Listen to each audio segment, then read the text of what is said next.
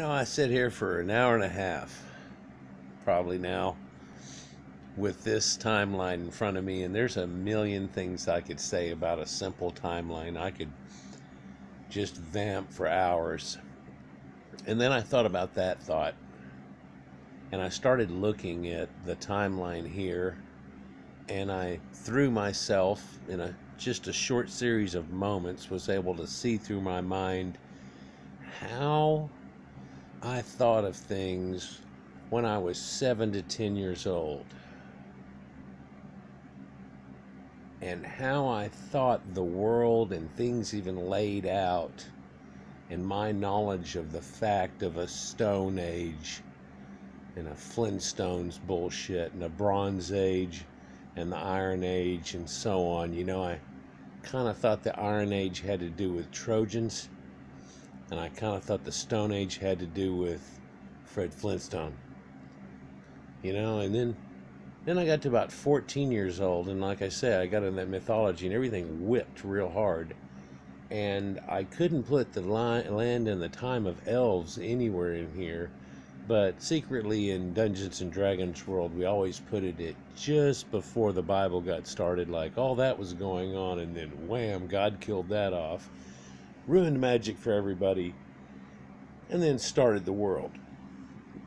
That's kind of the idea, I guess, in a lot of the intellectual ideas. But then you also see where in Dungeons and Dragons and so on, all they do is pull the mythologies of ancient people together. A lot of it has to do with Greeks and Romans and all the anthropomorphic creatures. And of course, we even talked about dragons and so on, and how that comes from a lot of different beliefs, a lot of them comets and so on, witches and brooms and so on. But looking at a timeline like this, I was able to look at that and see what I thought then, and then what I also thought whenever I was getting into school, and the things I started learning, and the extra books and the extra knowledge and the things that I wasn't taught through even just high school. Because the through high school thing, I pretty much held mine, and they didn't teach me too much more. They filled in some gaps, and I learned about more recent histories. But truthfully, Sumerians, they gave less than a page to, and it really was talking about Akkadians. And then they never referred to them again and started talking about Babylonian. And then I think that's the only thing they ever referred to it again after that, and we may have had 3 pages total on the whole endeavor, which is quite amazing. After later I come to find out that their time of existence was much longer than anybody else's, short of maybe Egypt's, and it rivaled it, and then it came before it. Now that's a revelation that I wasn't prepared to really, go with, because I got taught all this other stuff. So at first, when I started getting hit with this information, I was literally, not saying shocked, but I was literally at the point of saying, these people are trying to redate stuff wrong. They've gone a little too radiocarbon crazy. And I remember referring at first, in my early 20s, to something along that line, which actually I would be debunking myself right now. And whenever that moment ran through my mind, the hairs started raising up on my my arms and stuff, and I was like, wow, yeah. And I saw the way that I looked at everything, and I knew that the Bible probably had a lot of truths in it, but then at the same time, it had some stories in it that were BS, and that you couldn't reconcile the two together, but you just have to leave that other out and go with it on faith, and that's about all that you had at best. And I rode that and didn't contest the Bible in any way for 20-something years. Never really wanted to go, let me see what that, never really wanted to do that. Even saw some videos and some people mentioning some things, and I just kind of threw that off on the shelf. I made it the elf on the shelf and just left it there. Well, fast forward through all my learning, and as I learned more and more, I come to find out there was a whole lot more going on all around this biblical area during the whole time and what was going on. And I thought it was a better way of approaching it, but also it was just cheating, because in my D&D world, it's kind of like, the Bible's kind of boring unless you want to pull in angels and do some crap like that. There's not really, there's no dragons and crap like that, and people say, yada, yada, yada. Well, actually, whenever I did look into it, there are unicorns in the Bible, but that's like a rhinoceros and so on. And so you'd make people fight a rhino or do something and try to pull this stuff off. And Leviathan you could make from a crocodile, which is what it clearly explains it is, into something that's perhaps some giant sea creature, some, not even just a whale or anything, but Leviathan could be some incredible creature. There is a creature they call Leviathan now, and it's actually like a sperm whale that had a giant maw of a mouth and seemed to be much more aggressive, almost like a gigantic sperm whale killer whale slash big and thing, but in primordial times. They've got, carcasses of this. I wanted to do a little short video on that, but I'm not even supposed to be doing the video on this. It's supposed to be doing this on the Bible and its origins coming in through Judaism and linking Sumerians and El and things like that. But I sat here at first, like I'm telling you, and all these thoughts that went through my mind. Then I get to about 35 years old, 38 years old, and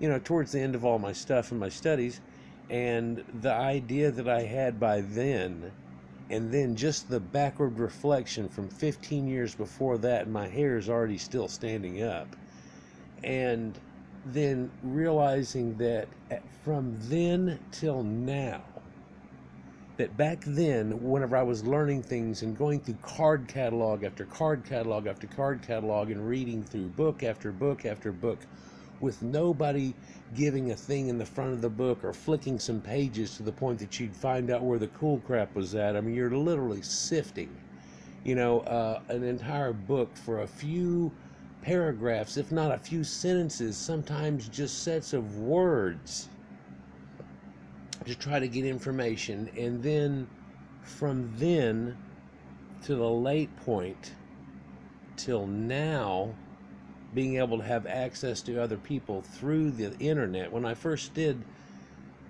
the studies back and forth with people, it was back when we had bulletin board systems. Most of you don't even know what I'm talking about, but it was the original internet.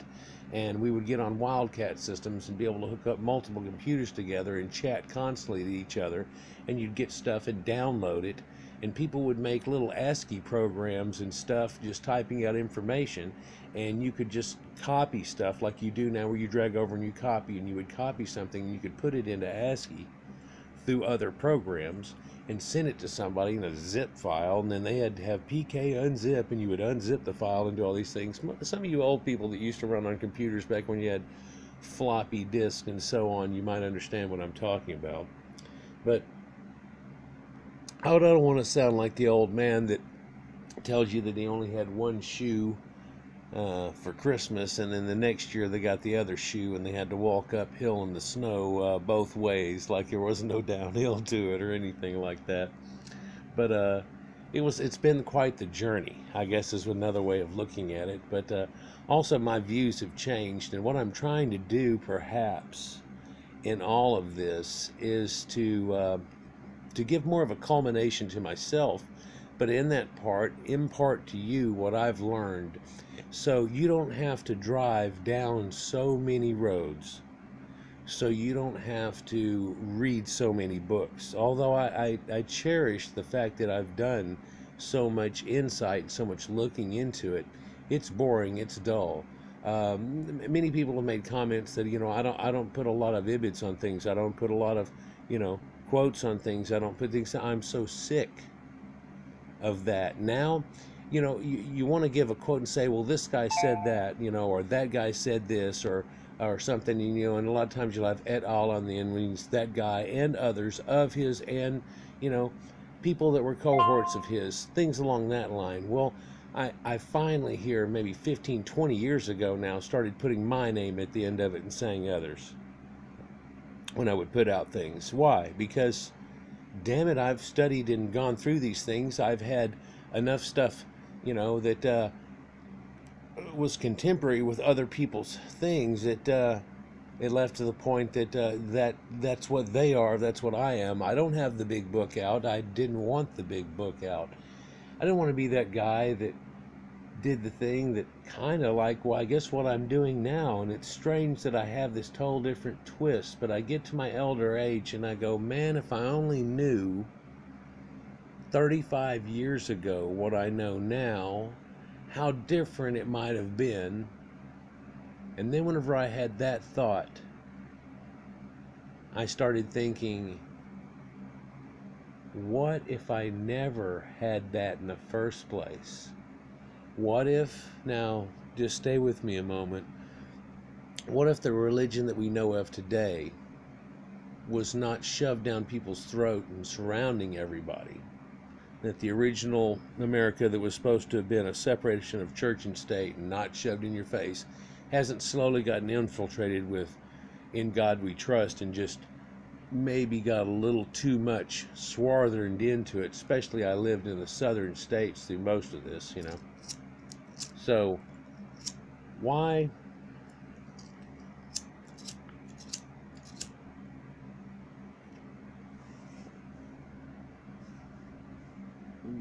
maybe it would be so different if I was to have started off with not having this. My parents weren't very religious. We went to church a few times a year. Of course, having all of us kids and everything was quite the nightmare, but we always did it for Easter. We always did it, you know, like a lot of people do. But also I remember going a few other times per year. I would say, I don't know, in my mind as a child, I would say we had gone to church maybe 10 times a year was the most, and maybe somewhere around 3 or 4 would be the least. And that was all the way going up till we got to living in the last town that we did as I was growing up in, and we never actually went to church then. My brother started doing so 3 or 4 years later. I went a few times, didn't really hang, but hang with a lot of the people, and just went from there. I was already at that point, past that point. I was already at that point to where you couldn't have, you would have had to show me something that was not available to anybody in the world to get me to believe, and that would have been something like proof. And I've tried to find it. I've tried so very, very hard to find it. Want you to know, a little holiday cheers, all in order to cheers to everybody, but I do want you to know I've tried so very hard to find it. And in my findings, which will be the next video coming out after this, because I've wasted far too much time just talking about a timeline that I didn't even get to speak upon really. But I've tried so hard to find it. I surrounded that son of a bitch like a fortress, and nothing was going to leak out, like what happened at the fall of Jerusalem in 73 AD, or in 70 AD really, but ending in 73, starting in 66, like I told you, which is Armageddon. I surrounded it, building a wall, just like was said, and I said, all right, well, everything around you's all this crap. I finally opened up and I said, all right, now what's it about? And my wife has always been quite religious, and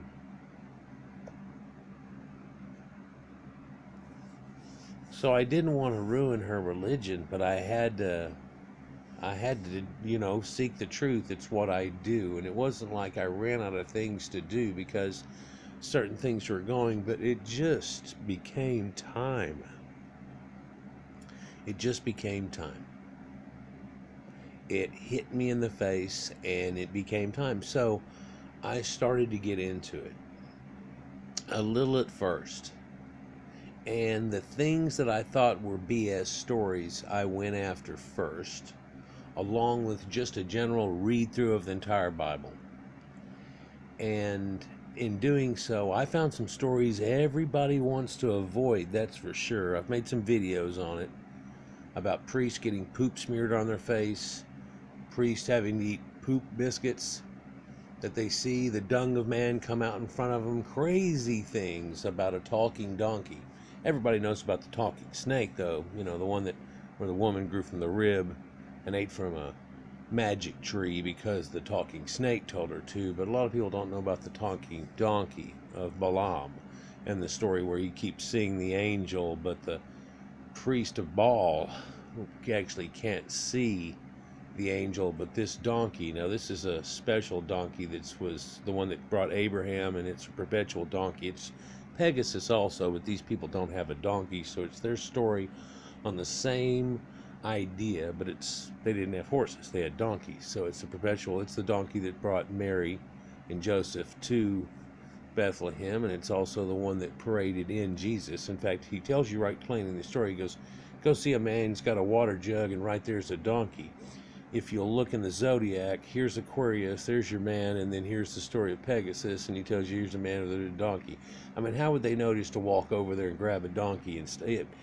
It gleans upon stupidity nowadays whenever we have enough modern knowledge to where we can look back at the way that people thought. We keep trying to put our modern thinking ability on these people.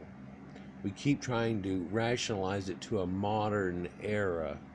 But there's no glass dome, there's no firmament, the things are fallacies that it says in there, and you say, okay, well, that's cool, I'm going to throw out that crap, but still the essence is there. And I tell you that it is, but I also tell you that it comes from Sumerians, and it comes from caveman beliefs.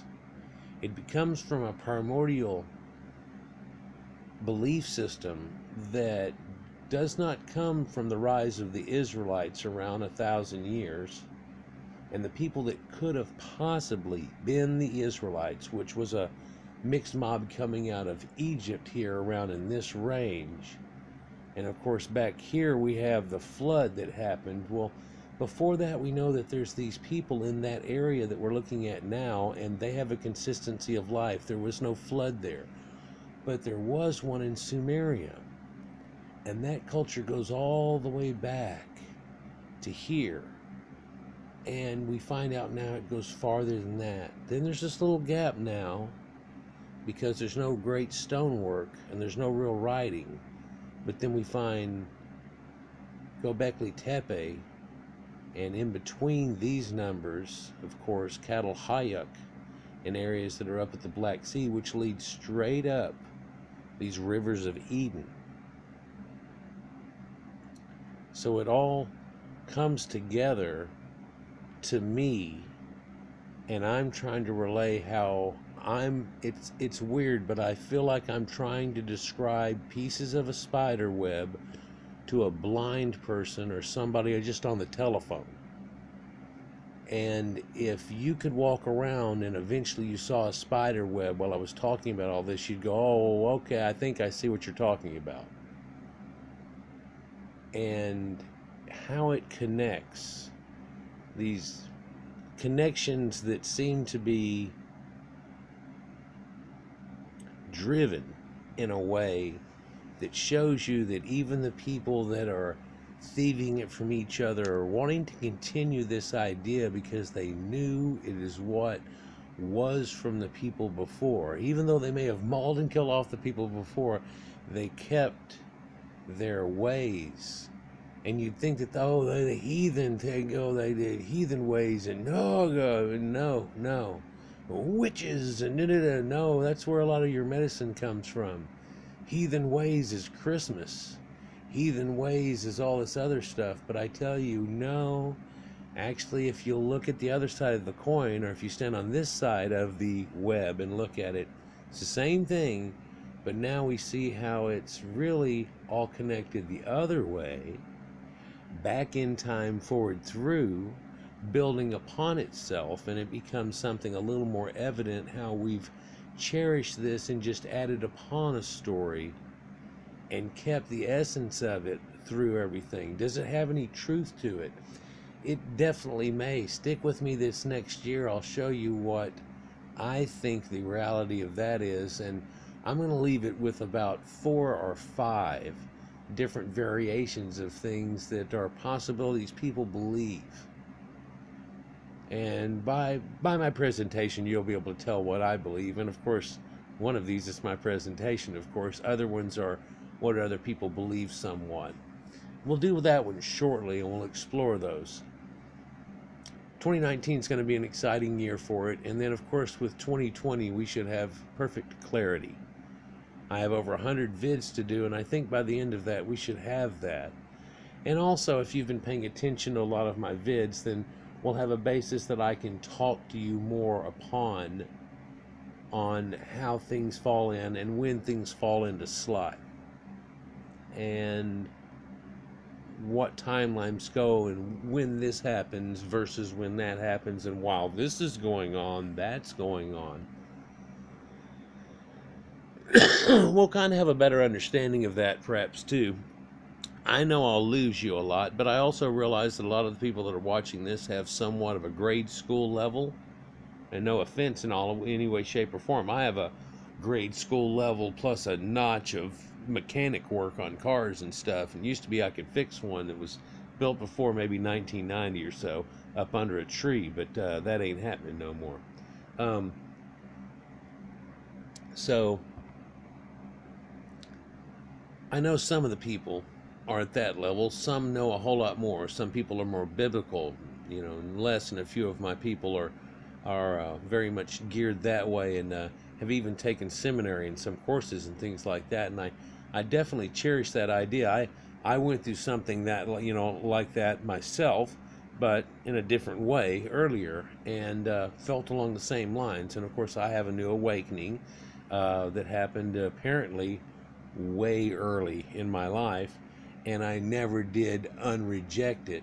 And then there was a clarity to the whole thing, and I rejected it at the end, trying to prove the rejection, and I couldn't. But again, I want to tell you, I tried hard.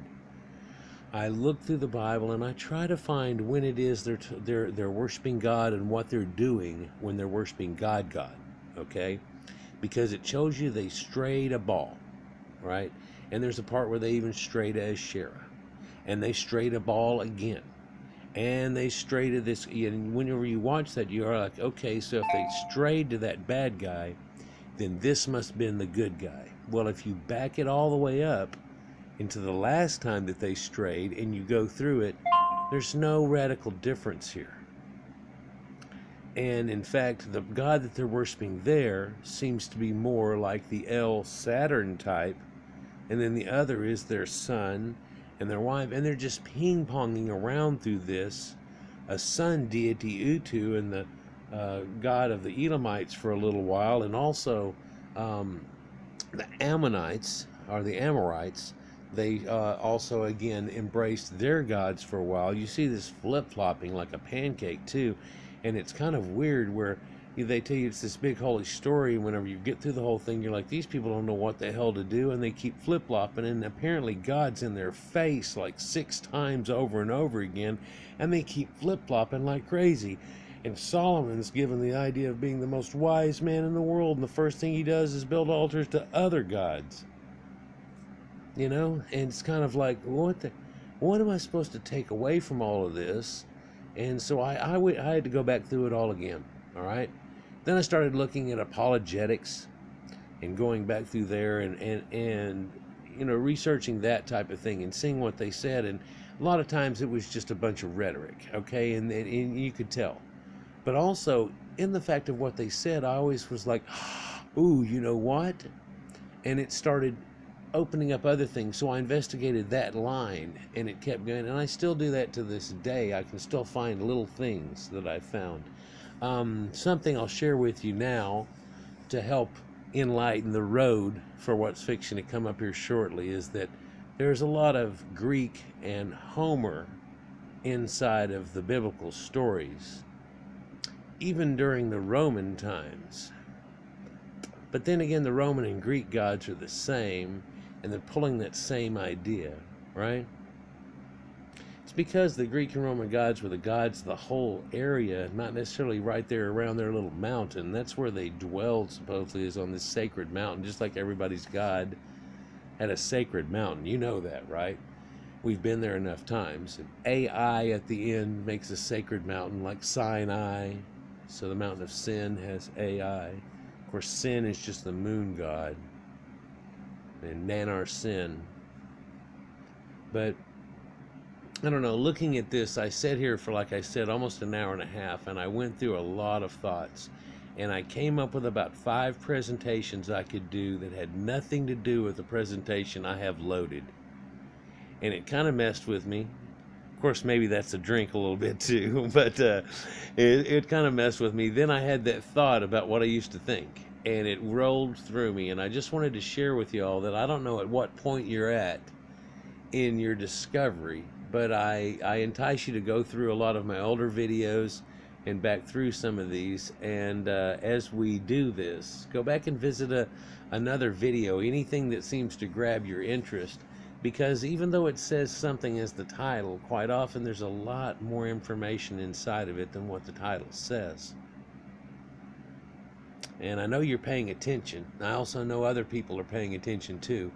Recently I had a couple of vids only get 2 views on one before it got thrown off my channel, and 12 views, or no, it was 18 views on another one before it got thrown off, and another one, so watch out. But yeah, another one, and it got banned in 244 countries, and I'm pretty sure the small bit that I used in there again is what caused a banning. I'm starting to realize that in a free speech there still is a few things that you really can't reveal to people, but I'm going to get this out to you in pieces, even if I have to make it into little puzzles and a little word game and start talking in pig Latin and ipne weepne gonna tell you, hey, you know, somehow or another I'll get this information out to you. You can damn well bet that.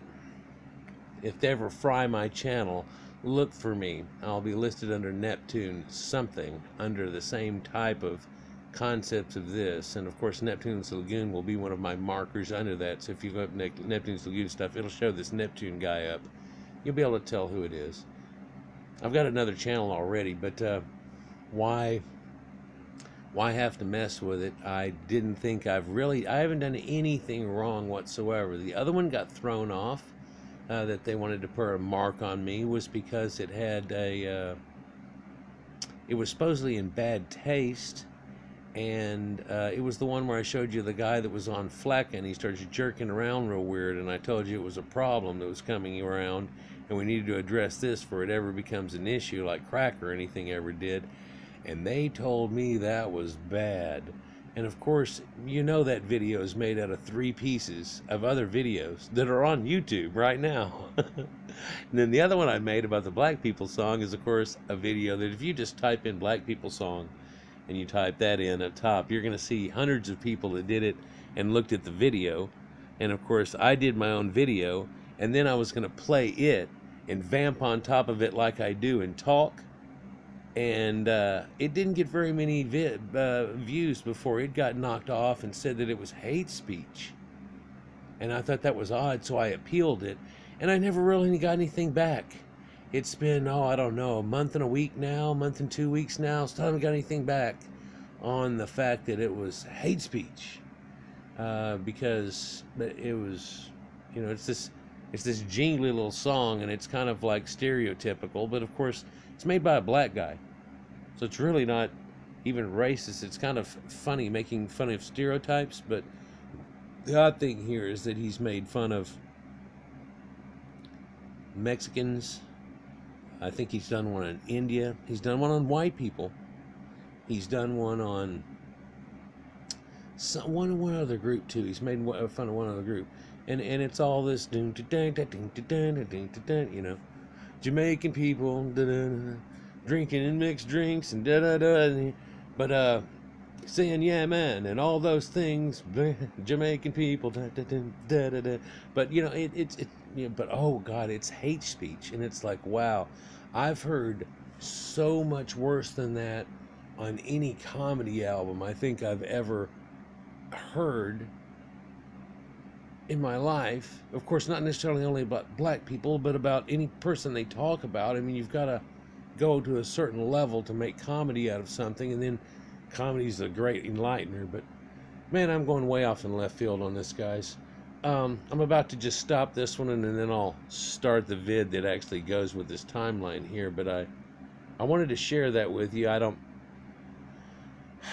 know why, but I feel like I need to get in touch with you a little bit more. And of course, here during the holidays, it feels that maybe this is a time to do so. I've already had a couple of moments where I've been candid with you, or let down the third wall. I try not to really have a third wall. If you notice, I'm trying to sit here right beside your shoulder. I'm not trying to look down on you from this bigger. And I tried a couple of times to make videos where I speak a little bit weird.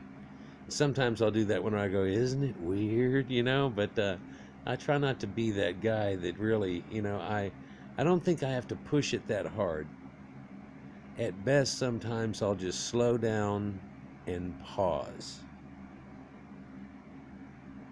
And that right there gives you a moment to let it sink in. Perhaps if I don't shut up, but if I shut up, there's a punchline. Let's add that up. So chicka ticka, chicka ticka ticka, chicka ticka, pause, ka-shing, a chicka ticka, chicka ticka. Let's add that up here. Let's keep coming up with a sum of things. But anyhow, guys, like, share, and subscribe. Enjoy.